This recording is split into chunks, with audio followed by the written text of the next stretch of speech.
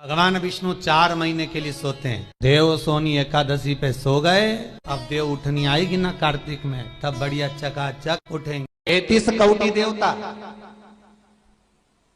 भगवान विष्णु जब शयन से उठते हैं, देव सोनी एकादशी को जब भगवान उठेंगे, नेत्र खोलेंगे, तो प्रथम दर्शन भगवान विष्णु श्रीमद् भागवत कथा, स्कंद पुराण, पद्म पुराण, अग्नि पुराण, जितने भी पुराण उठाना चाहे सारी पुराणों को उठाकर देखना कि प्रथम वर्णन आपको मिलेगा कार्तिक महत्तम का, कि भगवान नारायण सर्वप्रथम जब नेत्र खोलते हैं अपनी देव सोनी एकादशी से सोकर देव उठनी एकादशी पर जब उठते हैं, तो भगवान नेत्र खोलकर सबसे पहले किसका दर्शन करते हैं? किसका दर्शन? स्कंद पुराण कहती है, विष्णु पुराण कहती है कि भगवान नारायण जब नेत्र खोलते हैं तो खुद की अर्धांगिनी लक्ष्मी भी नहीं, महाराज ब्रह्मा आदिक देवता सब खड़े, पर भगवान नेत्र नहीं खोलते। कब तक? जब भगवान शंकर अपने ही मुख से भगवान श्री हरि का गुणगान नहीं गाते, डमरू का नाद नहीं। जब देव उठनी एकादशी पर उठते हैं, जब मेरे भगवान विष्णु अपना चरण नीचे रखते हैं, तो एक कुबेर और दूसरी स्वयं लक्ष्मी भगवान के चरण को अपने हाथों में झेल लेती है। उठनी एकादशी है, बहुत ध्यान देना महाराज। जिन बेटा बेटी का विवाह नहीं हो रहा, 30 साल के हो गए, 28 साल, 40 साल, 25 साल के हो गए, विवाह नहीं हो रहा, तो आज बेलपत्री पर दोनों पत्तियों पर लाल चंदन लगाइए और बीच वाली पत्ती पर पीला चंदन लगाइए। जिसका विवाह नहीं हो रहा उसके लिए है, आज ही करना पड़ेगा, परंतु देव उठनी एकादशी के दिन आज ही का है, बस साल में एक ही बार होता है वो। नीचे की दोनों पत्ती पर लाल चंदन और बीच वाली पत्ती पर पीला चंदन।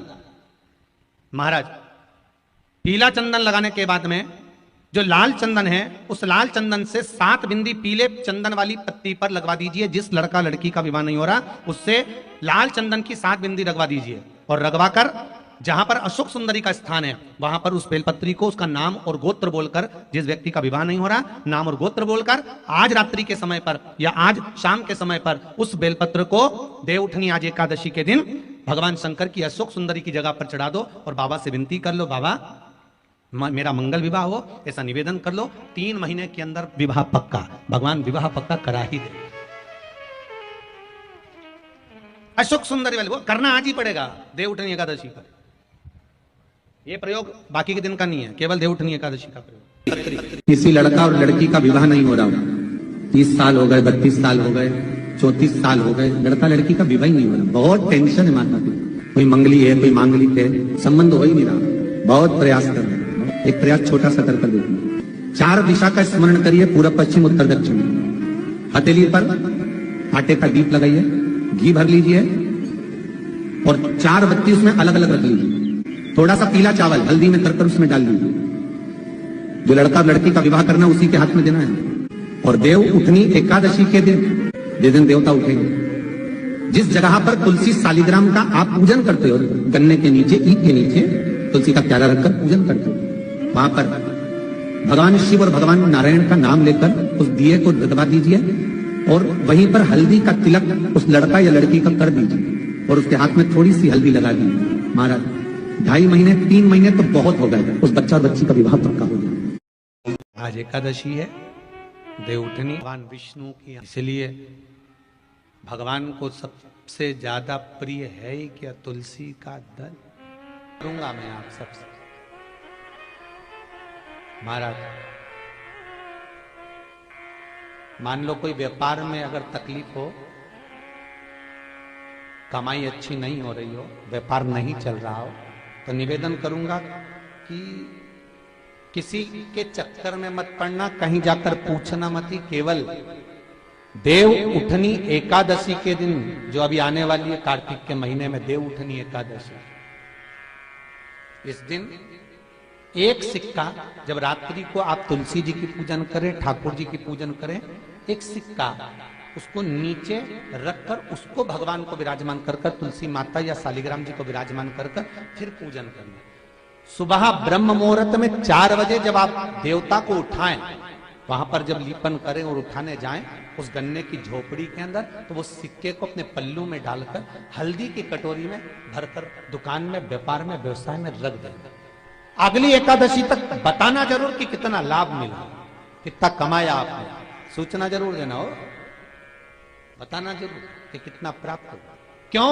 क्योंकि नारायण श्रीमद् भागवत कथा कहती है, कार्तिक महत्तम कथा है, तुलसी का क्यारा सौभाग्यवती नारियां जब जल का सिंचन कार्तिक महीने में करती हैं तो उसका सौभाग्यता का आनंद पाती है। तुलसी बता देती है कि आपके घर की दशा क्या है।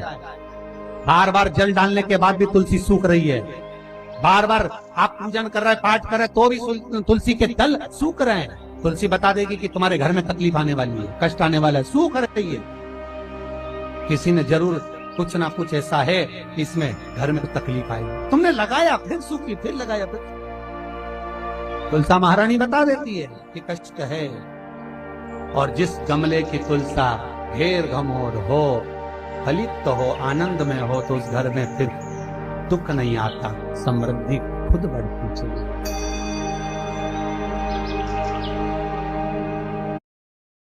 स्कंद पुराण में कार्तिक खंड को उतारना, और कार्तिक खंड को उठाकर पढ़ोगे तो उसमें यहां तक लिखा हुआ है कि मान लो अगर किसी नारी का बार बार अवर्षण हो रहा है, संतान तक नहीं हो रही है और बार बार बच्चा पूर्ण नहीं हो पाता, तो यही देवउठनी एकादशी के दिन, उसी जहां पर तुलसी और शालिग्राम जी का मंगल विवाह हुआ है, पूजन हुई है, देव उठे, और जब हम भगवान को देव उठाने के समय पर पूजन कर रहे हो तो वहीं का एक बेर, क्योंकि उस समय पर बेर आ जाता छोटा, वो पूजन में रखा था, वही बेर उस बहू की झोली में डालकर उसको वहीं पर बिठाकर खिला दीजिए महाराज। बच्चा कभी अधूरा पैदा नहीं होगा, पूर्ण बच्चा ही पूर्ण, अधूरा नहीं हो सकता, अपंग नहीं हो सकता, कम उम्र का पैदा नहीं हो सकता, पूर्ण उम्र लेकर ही पैदा। शिव पर चढ़ा हुआ बेर शिवरात्रि, राम जी ने लक्ष्मण जी को जो संजीवनी दी थी, वो संजीवनी थी क्या? संजीवनी जब शबरी मिली, बेर चक्कर राम जी को देती है और राम जी ने एक बेर लक्ष्मण को दे दिया, लक्ष्मण को लगा बताओ ये बेलनी का जूता खाऊंगा, लक्ष्मण ने फेंक दिया। अब लक्ष्मण को शेष ना, कोई चीज फेंकेंगे तो पास में थोड़ी ना गिरेगी, दूर, कोसों दूर जाकर गिर गया वो बेर जहां गिरा उसके पौधा उत्पन्न हो गया। जब शक्ति लग गई लक्ष्मण जी को, अब इसको क्या दिया जाए, तो सुषेण वेद कहते हैं जाओ संजीवनी ले। वही बेर की पत्ती जो लक्ष्मण ने फेंकी थी, वही बेर की पत्ती उठाकर मलकर दी गई।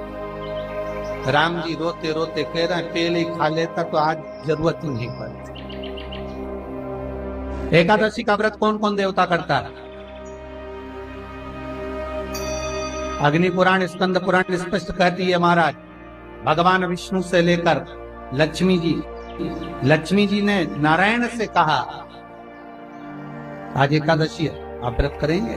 भगवान विष्णु बोले करने को तो कर लूं, मना नहीं, पर दिक्कत इतनी सी है, अगर मैंने एक दिन भी एक निवाला नहीं पाया तो संसार का ना जाने कितना जीव भूखा मर, कितना जीव।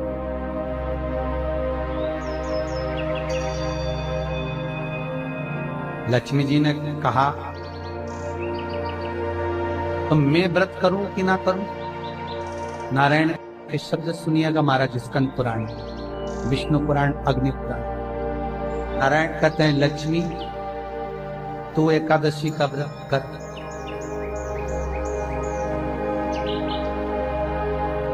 मेरे करने से क्या फल होगा?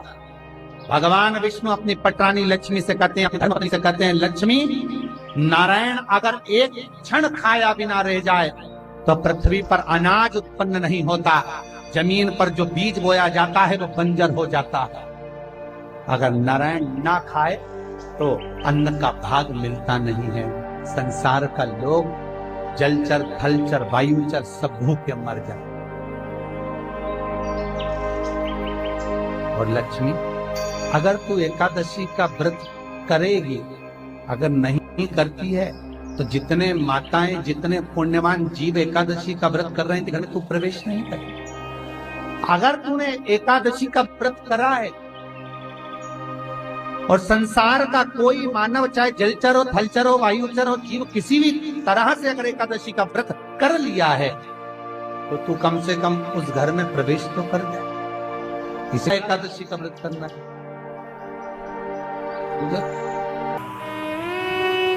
देवउठनी एकादशी है। संपूर्ण भारत की भूमि पर, संपूर्ण विश्व में आज भगवान कृष्ण, शालिग्राम जी भगवान और तुलसा मैया का मंगल विवाह हो रहा है। संपूर्ण विश्व में, पूरी भारत की भूमि पर पूरे सनातनी भाई बहन आज शालिग्राम जी के साथ में, लड्डू गोपाल जी के साथ में, भगवान नारायण के साथ में तुलसी जी का मंगल विवाह करेंगे। हम भी चाहते हैं कि आप भी मंगल विवाह करें, पर निवेदन है आप भी भीष्म पितामह जैसे आज भगवान से कह देना, भोलेनाथ मैं भी अपनी बुद्धि रूपी बेटी को तुझे समर्पित कर रहा हूं, इस बेटी को तुम ले। सबसे ज्यादा भटकने वाली है ये बुद्धि, ये चित्त, ये वृत्ति, ये भटकता रहता है।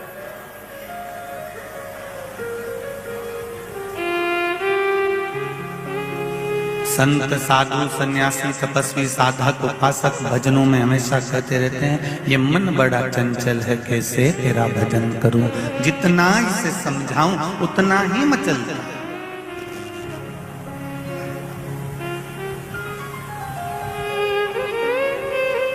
ये बुद्धि इतनी विचित्र है, ये बुद्धि, ये मन, ये चित्त इतना विचित्र है कि ये स्थिर रहता ही नहीं। कहती है तूने मुझे नदी का वेग बनाया है, हम तुझे श्राप देते हैं कि तू पौधा बनेगी, तू वृक्ष बनेगी। वो वृंदा बनकर तुलसी बनी है। तुलसी का पौधा लक्ष्मी का ही स्वरूप।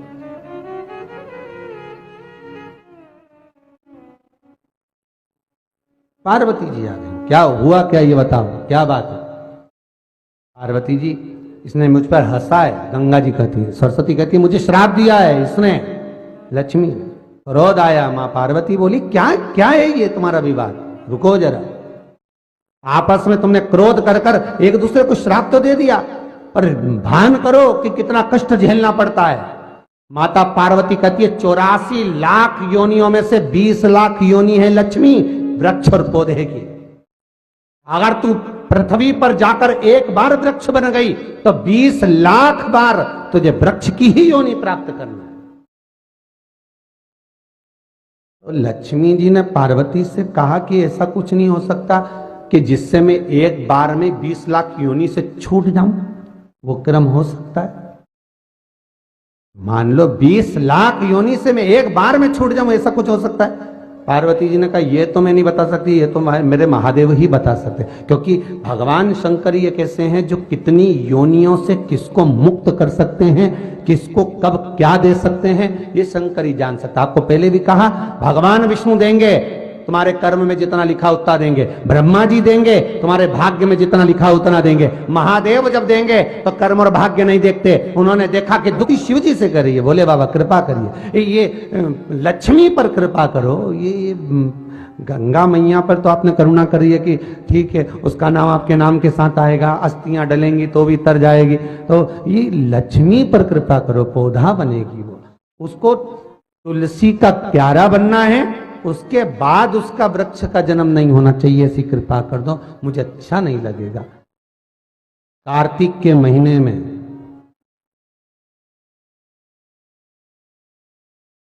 लक्ष्मी जो तुलसी के क्यारे के रूप में प्रगटी है, उसकी मंजरी को जो द्वादशी की तिथि के दिन भगवान शालिग्राम के चरणारविंद में समर्पित कर देगा, तुलसी उसके बाद कभी दूसरे वृक्ष का रूप धारण नहीं करेगी, वो एक ही रूप धारण कर कर मोक्ष पा जाएगी। अगला वृक्ष का जन्म नहीं होगा, क्योंकि 84 लाख में से 20 लाख योनि वृक्ष की, और वृक्ष की योनि पाना और उसको भोगना सबसे कठिन काम। इसीलिए हमारे हिंदू धर्म में एक नियम बनाया है कि तुलसी की सेवा में सबसे बड़ी सेवा कौन सी है? बोलो जम के जरा। तुलसी की सेवा में सबसे बड़ी सेवा कौन सी है? मंजरी को उतार दो। शास्त्र कहता है, यहां तक वर्णन करता है शास्त्र, अगर आपके घर में तुलसी का पौधा छोटा है तो वो कौमार्य अवस्था का होगा। वो तुलसी का पौधा जब घेर घमोर हो जाता है तब अखंड सौभाग्य को देने वाला हो जाता है। उसमें से पत्तियों को उतारा जा सकता है, उसमें से आप कोपल को उतार सकते हो, उसमें से पत्ती को आप उतार सकते हो। तकलीफ आ रही है, दुख है, लक्ष्मी नहीं आ रही, परेशान हो तो एकादशी है। 108 बेलपत्र की, जो बेलपत्र होते हैं उसकी, इसको छेद तो करते नहीं है सुई से, बेलपत्र की डंडी को बांधते जाओ 108 बेलपत्र की माला बना लो, और माला बनाकर भगवान शंकर के गले में, शंकर के शिवलिंग को जो चढ़ा देता है उसकी मनोकामना भगवान शंकर पूरी कर देते हैं। महाराज ने आप एक पीला चावल, हल्दी में रंगा हुआ पीला चावल, और एक बेलपत्र, एक कमलगट्टा भगवान शंकर की शिवलिंग पर समर्पित करने का प्रयास किया। परंतु ये बेलपत्री, पीला चावल और एक कमलगट्टा, ये 5 दिन तो तुम ये दीपावली के पर्व के, और 5 दिन जो पचवीगन आएगा, पूर्णिमा का समय जब आएगा, उस समय अगर आपने ये दोनों समय पर एक बेलपत्री, एक पीला चावल, एक कमलगट्टा भगवान शंकर के शिवलिंग पर समर्पित करना प्रारंभ करा, ये 5 दिन इधर कर, 5 दिन उधर कर, आपको कभी कहना नहीं पड़ेगा किसी के आगे कि भैया मुझे 500 की जरूरत है, तेरी जेब और तेरा घर भरा ही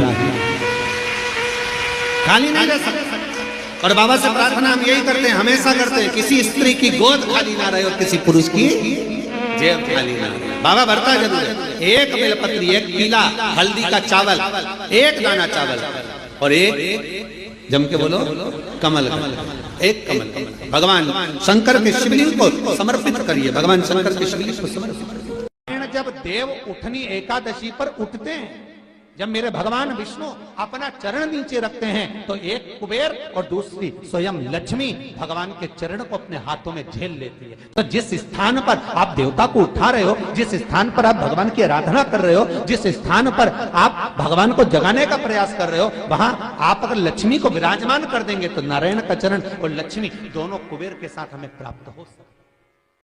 कार्तिक महीने में वैसे तो पचवीगन का महत्व बताया गया है स्कंद पुराण में, जो 5 दिन पीछे के होते हैं। आंवला नवमी से जो क्रम पचवीगन का चालू होता है, पूर्णिमा तक वैकुंठ चतुर्दशी के क्रम। कार्तिक महीने में 2 वस्त्र का विधान है, पीले कलर का वस्त्र और एक लाल कलर का वस्त्र। लाल वस्त्र अगर कार्तिक महीने में तुलसा महारानी पर उड़ाया जाता है और वही वस्त्र बाद में रख लिया जाता है संभाल कर, तो उस घर में किसी कर्म गति के कारण भी अगर अपशब्द निकल रहे होते हैं तो वो अपशब्द वो वस्त्र रोक लेता है। वो वस्त्र रोकता है। कौन सा वस्त्र?